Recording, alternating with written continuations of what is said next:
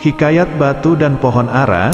Alkisah, pada suatu saat di sebuah negeri di timur tengah sana, seorang saudagar yang sangat kaya raya, tengah mengadakan perjalanan bersama kafilahnya.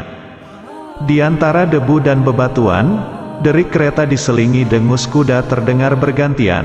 Sesekali terdengar lecutan cambuk sais di udara. Tepat di tengah rombongan itu tampaklah pria berjanggut, berkain panjang dan bersorban, ditemani seorang anak usia belasan tahun.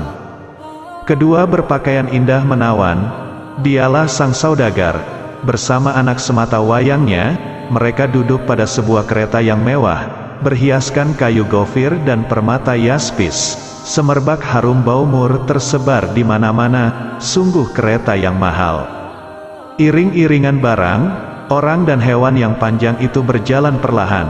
Dalam kawalan ketat para pengawal, rombongan itu bergerak terus, hingga pada suatu saat mereka berada di sebuah tanah lapang berpasir. Bebatuan tampak diletakkan teratur di beberapa tempat. Pemandangan ini menarik bagi sang anak, sehingga ia merasa perlu untuk bertanya pada ayahnya. "Ayah, mengapa tampak olehku bebatuan dengan teratur tersebar di sekitar daerah ini? Apakah gerangan semua itu?" "Baik pengamatanmu, anakku," jawab ayahnya.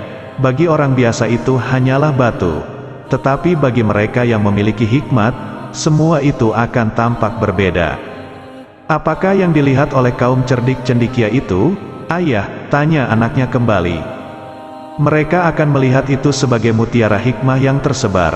Memang hikmah berseru-seru di pinggir jalan, mengundang orang untuk singgah, tetapi sedikit dari kita yang menggubris ajakan itu."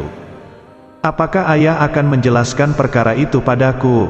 "Tentu buah hatiku," sahut sang saudagar sambil mengelus kepala anaknya. "Dahulu, ketika aku masih belia, hal ini pun menjadi pertanyaan di hatiku, dan kakekmu menerangkan perkara yang sama, seperti saat ini aku menjelaskan kepadamu. Pandanglah batu-batu itu dengan seksama. Di balik batu itu ada sebuah kehidupan. Masing-masing batu yang tampak olehmu, sebenarnya sedang menindih sebuah biji pohon ara. Tidakkah benih pohon ara itu akan mati, karena tertindih batu sebesar itu, ayah?" "Tidak anakku, sepintas lalu memang batu itu tampak sebagai beban yang akan mematikan benih pohon ara. Tetapi justru batu yang besar itulah, yang membuat pohon ara itu sanggup bertahan hidup dan berkembang sebesar yang kau lihat di tepi jalan kemarin."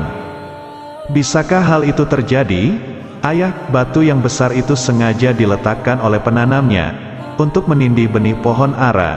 Mereka melakukan itu, sehingga benih itu tersembunyi terhadap hembusan angin dan dari mata segala hewan.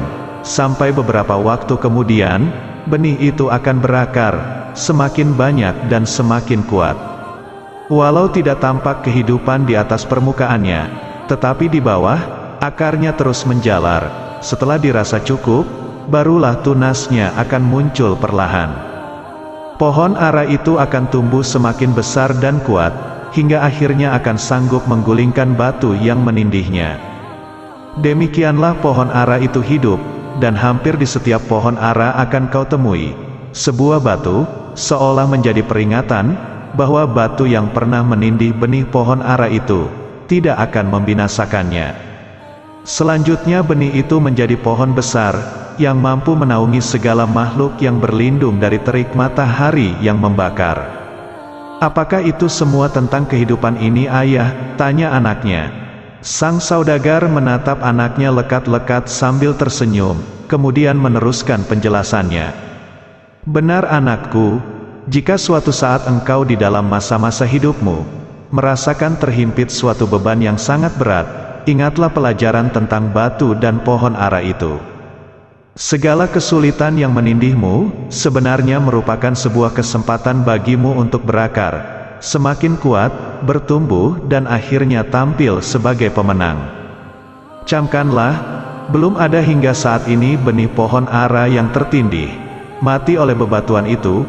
Jadi jika benih pohon ara yang demikian kecil saja diberikan kekuatan oleh Sang Halik, untuk dapat menyingkirkan batu di atasnya, bagaimana dengan kita ini, Zat yang Maha Perkasa itu, bahkan sudah menanamkan keilahiannya pada diri-diri kita, dan menjadikan kita manusia, jauh melebihi segala makhluk di muka bumi ini. Perhatikanlah kata-kata ini anakku, pahatkan pada loh-loh batu hatimu, sehingga engkau menjadi bijak dan tidak dipermainkan oleh hidup ini, karena memang kita ditakdirkan menjadi tuan atas hidup kita.